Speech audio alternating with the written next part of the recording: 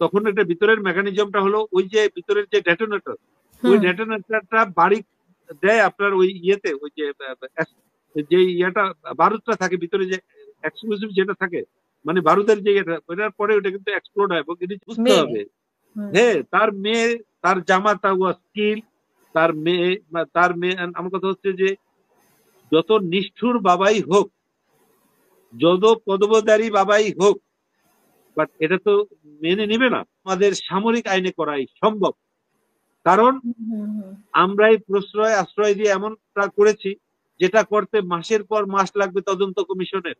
এটা হলো আমার ব্যক্তিগত ওপিনিয়ন। আর তদন্ত কমিশন কি দেয় আমি জানি না, বাট ভাইটাল যারা ছিলেন তাদের কাউকে এখন পর্যন্ত ডাকা হয়নি। ডেড বডি গুলো আমি রিকভারি করি, এটারও একটা অদ্ভুত প্ল্যান ছিল। এই ডেড বডি গুলো আপনি বলছিলেন যে কেন কেন ভারত মানে ভারত এটার সাথে জড়িত ছিল সেটা বলতে চেয়েছিলেন। না, জড়িত ছিল মানে ওদের এলিমেন্টস গুলো জড়িত ছিল এই কারণে। আপনি আমার ইয়েতে দেখবেন যে আমার কতগুলো ডিডাকশন, সেটা হচ্ছে যে ওরা 9টা, 9:30, 10টা পর্যন্ত কিন্তু জওয়ানরা ফায়ার করেনি। ফায়ারটা স্টার্ট করেছে ওই যে খেলোয়াড় হিসেবে যারা আসলো ওরা। আর এটা সবচেয়ে প্রমাণ হলো ওদের, আমাদের কোয়ার্টার গার্ডের পরেও কিন্তু আমাদের একটা অ্যামুনিশন ডাম থাকে, যেখানে আমাদের ম্যাক্সিমাম অস্ত্র এবং অ্যামুনিশনের মজুদটা থাকে। বিডিআর এ এটাকে ম্যাগাজিন বলা হয়। আমি ওই ম্যাগাজিনে আমি 27 তারিখে ওই যে ডিজির ভবনের এগুলো দেখা টাকার পর, লাশটা পুরানোর পরে, এগুলোকে মর্চুরিতে রাখার পরে, তখনও তো 39 জন আমি আবিষ্কার করতে পারিনি। আমি কিছু গ্যাপে আমি অফিসার ফ্যামিলি কোয়ার্টারের নিচটায় গেলাম, যেহেতু আমার এওয়ার, এবং এখানে কোনো সিনিয়র অফিসারও একটু ভুলেও বের হন নাই, আমার সিও বের হন নাই, আমার কমান্ডারও বের হন নাই। তাদের প্রাণের বায়া সবচেয়ে বেশি, বা তারা অন্য কোনো ইয়েতে, আমি এগুলো ঘুরেছি, আমি সব প্রত্যেকটা জায়গায় আমি ঘুরেছি। ইভেন ইন সাম এক্সটেন্ট আমার এওয়ার বাদেও আমি অন্যান্য ইউনিট যারা সংশ্লিষ্ট ছিল ওদের ইয়েতেও আমি ঢুকেছি। কারণ আমার একটু কিউরিসিটি হলো, কারণ এই জায়গাটায় আমি 2006 সাল থেকে আমি এখানে বিভিন্ন অপারেশনাল ডিউটি গুলো করি, এবং 2008-এর নির্বাচনটাও আমি এখানে করি। আমি একটু ওই ফাঁকে আছি। ওদের যে ম্যাগাজিনটা ছিল, ওই ম্যাগাজিনটা টোটালি আনঅ্যাটেন্ডেড ছিল, এবং ওই ম্যাগাজিনটায় আপনার হিউজ অ্যামাউন্ট অফ গ্রেনেড, যেটাকে আমাদের যে কোনো গ্রেনেড আপনাকে, আপনি যদি if you have seen the গ্রেনেডের ফিউজ থাকে, ওটাকে আমরা ডেটোনেটর বলি। গ্রেনেড ইটসেলফে একটা বডি, আর ভিতরে বারুদ থাকে, একটা ডেটোনেটর থাকে যেটা এক্সপ্লোড করে, ওই যে একটা চাবি রিং এর মতো থাকে গ্রেনেডে, যদি আপনি মার্ক করেন, চাবি রিংটা খুলে দেওয়ার পরে এটাকে হাতে চাপ দিয়ে ধরে রাখতে হয়। যখন থ্রু করি তখন এটা 4 সেকেন্ড পরে কিন্তু এটা এক্সপ্লোড করে, কারণ তখন এটা ভিতরের মেকানিজমটা হলো ওই যে ভিতরের যে ডেটোনেটর, ওই ডেটোনেটরটা বাড়ি দেয় আপনার ওই ইয়েতে, ওই যে ইয়েটা বারুদটা থাকে ভিতরে, যে এক্সপ্লোসিভ যেটা থাকে, মানে বারুদের যে ইয়েটা, ওটার পরে ওটা কিন্তু এক্সপ্লোড হয়, এবং it is a very dangerous উপর। তার মানে সেগুলো দেখে আপনি বুঝতে পারছেন? না, সেইগুলো না শুধু, তারপরে যে রাইফেলের আপনার যে রাইফেলের ক্লিপের যে অ্যামুনিশন গুলো ভরা, এলএমজি ড্রাম গুলো ভরা, এবং পরিকল্পিতভাবে এগুলোকে করা। আপনি আমার কাগজে দেখবেন যে এটা ম্যাগাজিন এনসিও একজন ডিউটি অফিসার থাকে, এগুলো প্রতিদিন অন্তত আর কিছু না কিছু কোয়ার্টার গার্ড এবং ম্যাগাজিন এগুলোর জন্য ডিউটি অফিসার নিয়োগ করা থাকে। কারণ হচ্ছে কি, যদি এটা পরিকল্পিতভাবে নাই হতো, তাইলে আপনার মনে করেন যে এই ম্যাগাজিনটা একবার ওভারহেড প্রোটেকশন, আপনি যদি বুমিং করেন তাও কিন্তু কিছু হবে না। আপনি বুঝতেই পারবেন না যে এটা এত সুন্দরভাবে মার্চ করা এই ম্যাগাজিনটা থাকে। আমরা আর্মিতে অ্যামুনিশন ডাম বলি, যেটার মধ্যে একেবারেই মানে first line, second line ammunition গুলো থাকে, অস্ত্র অ্যামুনিশন গুলো থাকে। এগুলাই ওরা 5-7 দিন অন্তত, মিনিমাম 5-7 দিন আগে থেকে ওরা প্রিপেয়ার করেছে। হাজার হাজার অ্যামুনিশন তো আপনি ফিজিক্যালি, এমন কোন রোবোটিক কিছু নাই যা দিয়ে আপনি ওই যে এলএমজি তে, ড্রামে, এটি সবই ম্যানুয়ালি করতে হয়। এসএমজি তে অস্ত্র আপনার চেইনের মতো আসবে না, এটি হাতেই ঢুকাতে হয়। এখন পর্যন্ত আবিষ্কার হয়নি যে আদার দেন আপনার ফিউ আর্টিলারি কামান আপনার রোবট দিয়ে করা হয় না, এটি ম্যানুয়ালি করা হয়। 10 রাউন্ডের একটা ক্লিপ থাকে, একটা ক্লিপ আপনার যেরকম ওই যে চুলের ক্লিপের মতো, ওইটা ওই ক্লিপের মতো হাত দিয়ে চাপ দিয়ে এগুলোকে ঢুকাতে হয় 10 রাউন্ড করে। আবার যেমন এসএমজির ম্যাগাজিনে 30 রাউন্ড হাত দিয়ে চেপে ঢুকাইতে হয়। This all are done physically এবং টেকিং টাইম, বিকজ ওয়ের একটা জ্ঞানের আপনি কখনোই অ্যামুনিশন ডাম্পে একেবারে আপনি প্রাইম করে রাখবেন না। এটাকে আমরা প্রাইম বলি। প্রাইম মানে একেবারে নিক্ষেপ করার জন্য উপযুক্ত, এভাবে রাখবেন না। কারণ কারণ কেউ যদি ওখানে ডিউটি অফিসার থাকতেন বা এটা এরা পরিকল্পিত ভাবে খুব এসে এগুলোকে রেডি করে দিয়ে হাজার হাজার অ্যামুনিশন, হাজার হাজার আপনার ম্যাগাজিন এগুলোকে ওদের মাধ্যমে ছড়িয়ে ছিটিয়ে দেওয়া, এগুলো পরিকল্পনার একটা পার্ট। এবং এই দুর্বলতা, ওদের একটা ইন্টেলিজেন্স ইউনিট ছিল, তারা কি এগুলো দেখে নাই? অবশ্যই দেখেছে। তা আমার কথা হচ্ছে যে এইসব ডিডাকশন থেকে, এই যে আমাদেরকে ডিলে ব্যাটেলটা বারবার দেওয়া হচ্ছে, আমাদেরকে পারমিশনও দেওয়া হলো না, কি জন্য দেওয়া হলো না? আজ তারাই এটার উত্তর দেখ, তারাই এটার ইয়ে করুক। যে আমার কথা হলো যে অফিসার পরিবার এমন কোন পরিবার নাই তারা নিগৃহীত না করেছে। ইভেন বিয়ের মেহেদি আমাদের ওই যে বিশেষ করে ডিজির যে এডিসি ছিল, এডিসির ওয়াইফ হলো তৎকালীন আওয়ামী লীগের ওই যে পুলিশের আইজিপির মেয়ে, নূর মোহাম্মদের মেয়ে ছিল। ওর বিয়ের 1 মাসও হয় নাই, ওর হাতে মেহেদির রং তখনও ছিল। ওর হাজবেন্ডের নাম captain Mazhar, who was the ADC of general Shakil, DG BGB.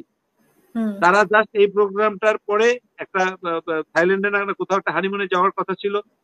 That young lady was rogered by number of troops in the match. এবং লর্ড অফ এই নিগৃহীতের কথা, আমি বাবা দাঁড়িয়ে আছে গেটের কাছে, তার মেয়ে নিগৃহীত হচ্ছে ভিতরে, and she tried to commit suicide several times but she could not. এখনো যদি আপনি কোনোভাবে যদি আপনার চ্যানেলে এই যে আমাদের আইজিপি নূর মোহাম্মদকে আনতে পারেন, উনি তো আওয়ামী লীগ সরকারের এমপিও হয়েছিলেন, you can bring him in your table talk and then ask this question, what was happened with your daughter? দেখি কি উত্তর দেয় সে এজ এ ফাদার হিসাবে। সেও তো সাহারা খাতুনের সাথে ছিল অসহায় ভাবে, এবং 25 তারিখে কত নিষ্ঠুর সে তার নিজের মেয়েটাকে বের করে নিয়ে আসছে সাহারা খাতুনের আনুকূল্যে। But by this time that young lady has already received a lot of things. মানে উনিও অসহায় ছিলেন, সেও অসহায় ছিল।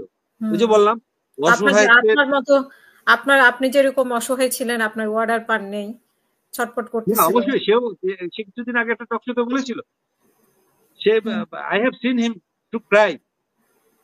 ভাই সে তো তার মেয়ে, বুঝতে হবে।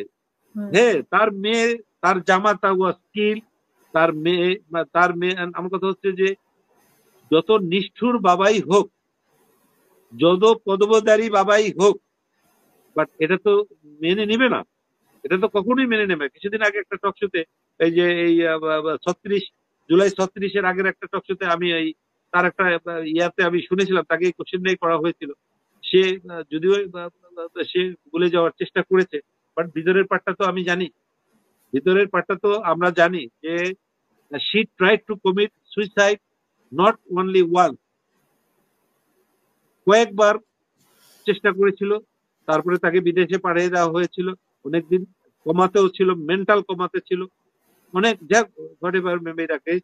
এরকম ভাবে আমাদের ম্যাক্সিমাম ভাবিদের সাথে, ম্যাক্সিমাম বাচ্চা যারা টিন এজ বাচ্চারা ছিল, ওরা এমন কোনো কাজ বাকি রাখে না। এগুলো যে বললাম, আপনি যত টাইম আপনি দিবেন ততই তারা কিন্তু আরো বেশি বেপরোয়া হয়ে গেছে। এই টাইমটা কে দিয়েছে? এই টাইমটা দিয়েছেন সৌর রানী শেখ হাসিনা এবং তার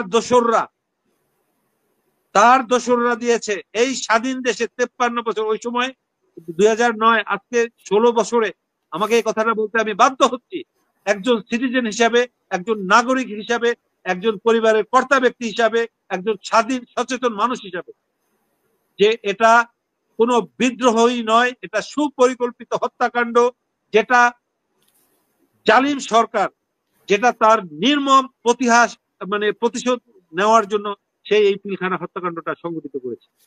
জি, আমি আপনার কাছে সর্বশেষ জানতে চাই যে আগেও একটা তদন্ত কমিটি গঠন করা হয়েছিল, এখনো হয়েছে।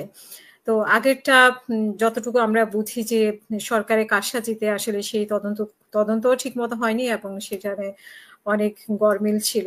এখন যেটা হয়েছে সেটা তো কতটা এই রিপোর্টগুলো উঠে আসবে বা তদন্তগুলো উঠে আসবে আপনারা যেগুলো বলছেন? আমি আপনার thank you very very much for your nice question. তদন্ত কমিটি হচ্ছে, হবে, এই যেটা হলো আমরা আশা করছি হয়তো বেটার একটা রেজাল্ট হবে আপনার 16 ইয়ার্স 17 ইয়ার্স। বাট আমার কথা হচ্ছে এখানেও অনেক ডিসপিউট লোক আছে যারা তদন্ত কমিশনে আছে, এবং তদন্ত কমিশনের 2 নম্বর এই ব্যক্তি মেজর জেনারেল জাহাঙ্গীর কবির তালুকদার, উনি উনার সমস্ত শিরা উপশিরার রক্তে আওয়ামী লীগের চেতনা, আওয়ামী লীগের ভাবধারা এবং যতগুলো মুরাল বাংলাদেশে শেখ মুজিবের তৈরি হয়েছে সব কিছুর মাস্টার মাইন্ড হচ্ছেন এই জাহাঙ্গীর কবির তালুকদার। তিনি হচ্ছেন সেকেন্ড ম্যান তদন্ত কমিশনে।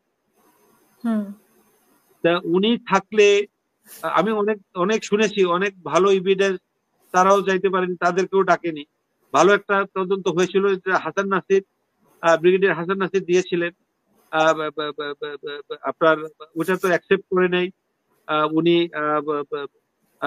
আপনার নট রিকমেন্ডেড বা উনি সাইন না করে উনি ইয়ে করে দিয়েছিলেন। উনি যখন কুপার ওয়েতে আগাতে চাচ্ছিলেন ওনাকে ওটা করতে দেওয়া হয়নি। বাট এই তদন্ত কমিশনটাও আমরা এত কিছুর পরও যারা এখানে নিয়োগপ্রাপ্ত হচ্ছে তার মধ্যে 1-2 জন তারা ডিসপিউটেড, তারা যে এটাকে অতিরঞ্জিত করবে না এটা আমাদের এখন জিনিস হলো যে অলরেডি ঘটনার 16-17 বছর হয়ে গেছে। ফ্যাক্টস এন্ড ফিগার্স, আমি তো আপনার কাছে এটা বললাম আমার বাস্তব অভিজ্ঞতার কথা। এরপরে আমি যে জিনিসগুলো রিকভারি করেছি এই প্রমাণগুলোর টাইম হয়তো আপনার হবে না, তাতে সামরিক আইনে কোর্ট মার্শাল করলেই এটার সুষ্ঠু তদন্ত কমিটি করার দরকার নেই। তো এটা আমাদের সামরিক আইনে বিচারটা করলে আমাদের যেসব কোলাবোরেটররা ছিল এবং ওই দিন যে 44 রাইফেল ব্যাটালিয়ান যারা সবচেয়ে বেশি বিদ্রোহটা করেছিল তার যে অধিনায়ক মেজর শাম, lieutenant colonel Sham, he was awarded to the rank of brigadier.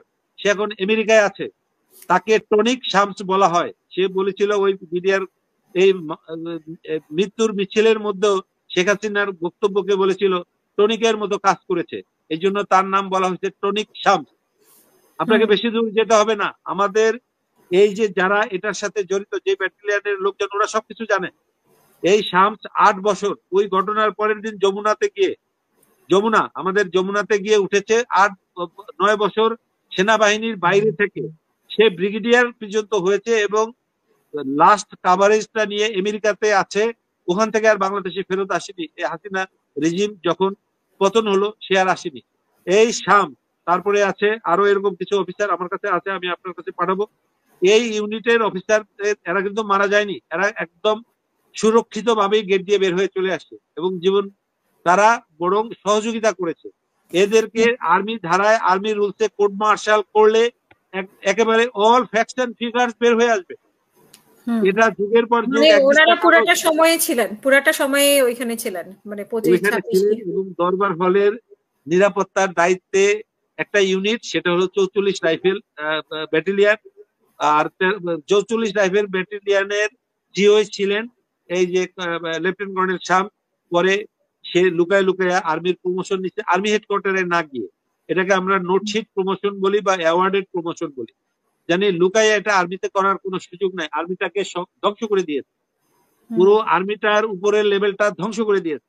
এই লোক ওইটা করার পরে সে সরাসরি যমুনাতে থেকে ওখান থেকে এসএসএফ এ চাকরি করে, মানে প্রধানমন্ত্রী না হলে এসএসএফ এ আনে এরকম কিলারকে, এসএসএফ এ রেখে এসএসএফ থেকে তাকে এনএসআই তে করা হলো ফুল কর্নেল করার পরে তাকে দেখলো যে আর নেক্সট র্যাঙ্কটা ব্রিগেডিয়ার র্যাঙ্কটা দিয়ে একটা কাভার পোস্টিং, যেটা আমাদের আমেরিকার এম্বাসিতে আছে, আপনার ইউকের এম্বাসিতেও আছে, কাভার পোস্টিং এ তাকে ব্রিগেডিয়ার র্যাঙ্ক দিয়ে পাঠিয়ে দেওয়া হয়েছে। Now he is in America, man from Mirsarai, he is a military officer, he is a 12 BMA long course, he is the main criminal. ওই যে বললাম তার সাথে আরো এরকম সব লিস্টই এখন বের হয়ে আসতেছে, সবকিছুই আসতেছে। এই লাইনে যদি আগানো যায় তাহলে আপনি আর কিছু করতে হবে না। আমার কথা হলো যে এই বিচারটা আমাদের সামরিক আইনে করাই সম্ভব, কারণ আমরাই প্রশ্রয় আশ্রয় দিয়ে এমনটা করেছি যেটা করতে মাসের পর মাস লাগবে তদন্ত কমিশনের। এটা হলো আমার ব্যক্তিগত ওপিনিয়ন। আর তদন্ত কমিশন কি দেয় আমি জানি না, বাট ভাইটাল যারা ছিলেন তাদের কাউকে এখন পর্যন্ত ডাকা হয়নি। আর নাকি এটা 7 দিন না 8 দিন আছে তদন্ত কমিশনের চূড়ান্ত সুপারিশ বলা জমা দেয়ার। এখন আমি বুঝতেছি না, যেমন ভাইটাল তাদেরকে বলবো আগের সব এভিডেন্স কে তো গায়েব করে দেওয়া হলো, আগের সমস্ত এভিডেন্স কে পোড়ায় দেওয়া হলো, নষ্ট করে দেওয়া হলো, ইয়া করে দেওয়া হলো তাদের, এবং যারা জীবিত ওখান থেকে ওই ব্যাটালিয়ান ছাড়া বেঁচে আসে আমরা যারা আমাদের কাউকে কিন্তু ডাকা হয়নি। ইভেন ব্রিগেডিয়ার হাসান নাসির যিনি নোট অফ ডিসেন্ট দিয়ে বের হয়ে গেছিলেন, উনিও আর্মি থেকে একরকম বিতাড়িতই, বাট ওনাকেও পর্যন্ত ডাকা হয়নি, ওনাকেও পর্যন্ত ডাকা হয়নি, ওনাকেও ডাকা হয়নি। তো ওনারা কিসের উপরে তদন্ত করছে আমি জানি। কিসের উপরে তদন্ত হচ্ছে সেটাই এখন প্রশ্ন। আর আপনি বলেছিলেন যে আপনি ৩৯ জনকে মানে মৃত অবস্থায় বের করে এনেছেন, তো বাকিরা আসলে কিভাবে? ওই ৩৯টা ওইটা মর্চুয়ের পাশে ওরা করছে কি, ওই আপনার 8 ফিট বাই 6 ফিট একটা গর্ত, একটা গর্তের মধ্যে মেরে ডিজিকে প্রথম ফালাইছে, এবং তারপরে ওই যে ছড়ানো ছিটানো, এখানে 57টা অফিসার আপনাকে মনে রাখতে হবে। কিছু অফিসার তো ওরা 25 তারিখে 2টা 2:30টার দিকে ওরা ড্রেন দিয়ে ছেড়ে দিয়েছে, ড্রেন দিয়ে ছেড়ে দিয়ে, হ্যাঁ কর্ণফুলির যেটা ওই যে আমরা আমাদের বুড়িগঙ্গাতে পেয়েছিলাম ওই যে ইয়েতে, ওখানে ছিল 5 জন, ওখানে 5 জন, আর 2 জন হচ্ছে আপনার ডেড বডি পাওয়া যায়নি, আর 39 জন হলো আমাদের এখানে, বাকি 14-15 জনের ডেড বডি ছড়ানো ছিটানো ছিল, যেগুলো আমি নিয়ে মর্চুরিতে রেখেছি। তার মধ্যে ডাক্তারও ছিল, নারী ডাক্তারও ছিল, মানে বিভৎসতার হাইয়েস্ট।